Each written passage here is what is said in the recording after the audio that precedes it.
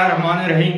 अस्सलामुअलैकुम। अबरार रशीद आपकी खिदमत में एक मरतबा फिर हाजिर है और आपसे दरख्वास्त है कि अगर अभी तक आपने इस चैनल को सब्सक्राइब नहीं किया तो इसे सब्सक्राइब कर लें। जो बेल आइकन है उसको ज़रूर प्रेस कीजिएगा। आपका बहुत बहुत शुक्रिया।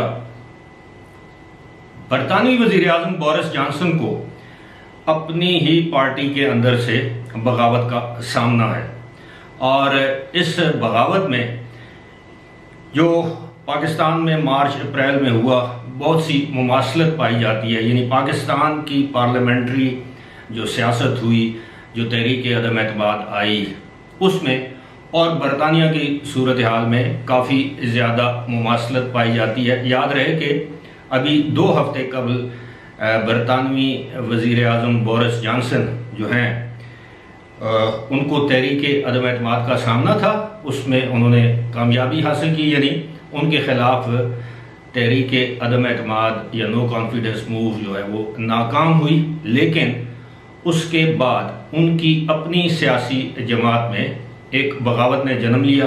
पहले 2 वज़रा ने इस्तीफ़ा दिया, जिनमें खातून वज़ीर पाकिस्तानी नयाद भारतीय नयाद और एक पाकिस्तानी नयाद बरतानवी शहरी जिनका नाम साजिद जावेद है, वो मुस्तफ़ी हुए।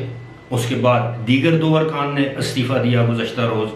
और आज की खबर ये है कि बरतानवी हुकूमत में शामिल 50 अरकान पार्लियामेंट यानी हाउस ऑफ कॉमन से जिनका ताल्लुक है या हाउस ऑफ लॉर्ड से भी हो सकता है, उन्होंने इस्तीफ़ा दिया, जिनमें वज़रा भी शामिल है और दीगर वहाँ पे पार्लियामेंट्री अफेयर्स के सेक्रेटरी होते हैं जो कि हुकूमत का हिस्सा होते हैं। बुनियादी तौर पर अब 54 अफराद ने अपने अपने ओहदों से इस्तीफ़ा दे दिया है। पार्लियामेंट से इस्तीफ़ा नहीं दिया, अपने ओहदों से इस्तीफ़ा दे दिया है और बरतानवी वज़ीर आज़म को ख़त लिखा है कि वो अब ये वक्त आ गया है कि अब वो बाइज़्ज़त तौर पर घर चले जाएं, इस्तीफ़ा दे दें। एक ज़हाबी नामी एक पार्लियामेंटेरियन है जिनके बारे में बताया जाता है कि वो पैदाइश उनकी इराक की है लेकिन अब बरतानवी शहरी हैं। गुज़श्ता रोज़ ही बोरिस जॉनसन ने उनको वज़ीर ख़जाना नामज़द किया, उनकी प्रमोशन की गई। इससे पहले वो कमतर दर्जे के वज़ीर थे यानी डिप्टी वज़ीर थे, उनको प्रमोट करके उनको वज़ीर ख़जाना बनाया गया। उनकी जगह जिन खातून को वज़ीर बनाया गया उन्होंने भी बरतानवी वज़ीर आज़म को ख़त लिख दिया कि जनाब वक्त आ गया कि आप मुस्तफ़ी हो जाए। इसी तरह जिन साहब को गुज़श्ता रोज़ वज़ीर ख़जाना बनाया गया, जैसे चांसलर भी कहते हैं, उन्होंने भी बरतानवी वज़ीर आज़म को ख़त लिखा है कि आप you should leave the office with grace and dignity. अब ग्रेस एंड डिग्निटी का मतलब ये है कि जिस तरह अगर आपको याद हो कि पाकिस्तानी वज़ीर आज़म को भी लोग कहते थे कि आपके खिलाफ तहरीक अदम एतमाद आ चुकी है, कामयाब हो जाएगी, इसलिए आप gracefully with grace and dignity आप इस्तीफ़ा दे दें, लेकिन ऐसा उन्होंने नहीं किया। उन्होंने कहा कि अमेरिका की साजिश हुई है। अब बरतानिया जैसे जमहूरी मुल्क में जहाँ पर रिटन आइन तो आपको पता है कि नहीं है, लेकिन वहाँ पर भी इस तरह के मामलात हैं, तो क्या वहाँ पर भी बोरिस जॉनसन के खिलाफ अमेरिका ने कोई साजिश की है? क्या वहाँ पर भी जो बगावत हुई है वो लोटे हैं, वो बिक गए हैं, उन्हें किसी आसिफ जरदारी ने, किसी नवाज शरीफ ने या बरतानिया की किसी अपोजिशन लीडर ने सरमाया लगा के ख़रीद लिया है, या वो किसी बैरूनी साजिश का हिस्सा हैं, या बरतानिया के आर्मी चीफ या बरतानिया की मलका शाजिश में शामिल है कि बोरिस जॉनसन के खिलाफ उनकी पार्टी के अंदर जो है वो बगावत कर दी जाए? तो ये बड़ी मुमासलत है।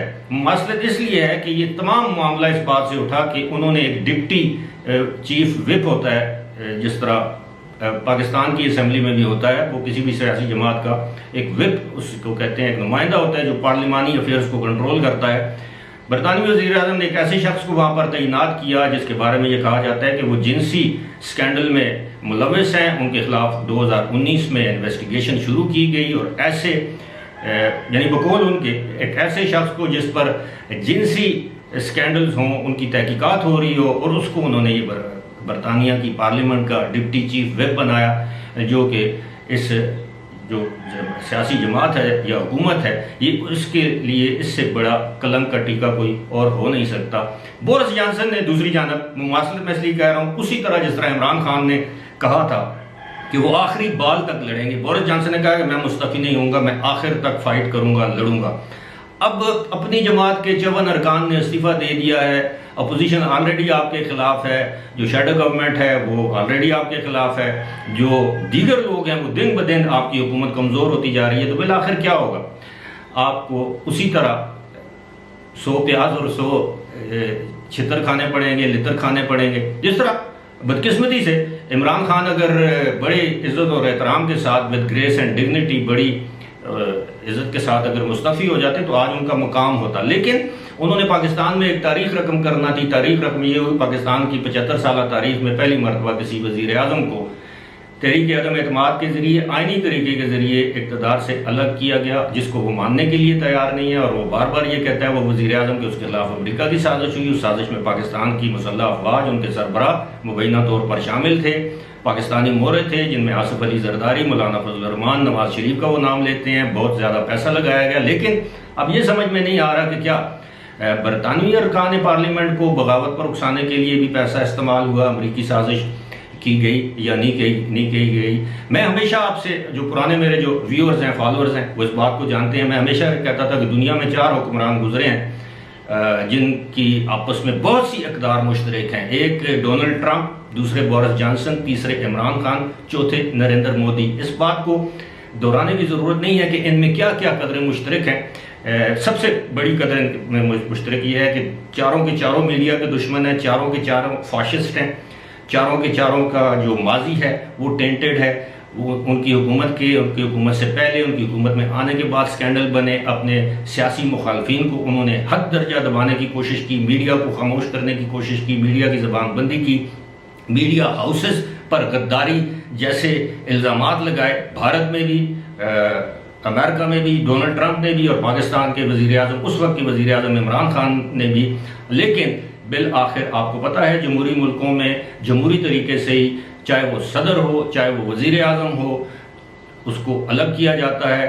अमेरिका में जमहूरी तरीके से डोनाल्ड ट्रंप को हार का सामना करना पड़ा, उन्होंने हार मानने से इनकार कर दिया, अपने हामियों से कहा कि वो कैपिटल हिल पर चढ़ाई कर दें। ऐसा हुआ, उसमें 2 हलाकतें हुई, बहुत से अफराद गिरफ्तार हुए। आज भी डोनाल्ड ट्रंप को उस किस्म के मुकदमात का सामना है। डोनाल्ड ट्रंप पूरी दुनिया में एक फाशिस्ट के तौर पर सामने आए, अगरचे वो फाइटर अपने आप को कहते हैं। सिमिलरली बोरिस जॉनसन के बारे में भी कुछ ऐसी बातें हैं जो कि इमरान खान और उनमें मुश्तरक हैं। मिसाल के तौर पर शादी के अलावा, यानी एक्स्ट्रा मैरिटल अफेयर्स, जो उनके अफेयर्स मुख्तलिफ ख़वातीन के साथ मुख्तलिफ औकात में रहे हैं। नरेंद्र मोदी भी एक फाशिस्ट इंसान है, जो उन्होंने अपोजिशन के साथ किया, जो उन्होंने माइनॉरिटीज़ के साथ किया, जो ख़ास तौर पर मुसलमानों और क्रिश्चियंस के साथ जो कुछ किया, मीडिया के साथ जो कुछ किया। पाकिस्तान में इमरान खान ने अपोजिशन के साथ जो कुछ किया, मीडिया के साथ जो कुछ किया, मीडिया की ज़बानबंदी की गई, सहाफ़ियों को नौकरियों से निकलवाया गया,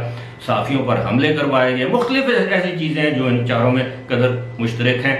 लेकिन क्या हम ये कह सकते हैं कि बरतानवी वज़ीर आज़म के ख़िलाफ़ भी जो बगावत है, वो जो बकौल इमरान खान के जो लोग लोटे बने हैं, क्या वो अमरीकी साजिश के नतीजे में बने हैं? क्या उन पर पैसा लगाया गया है?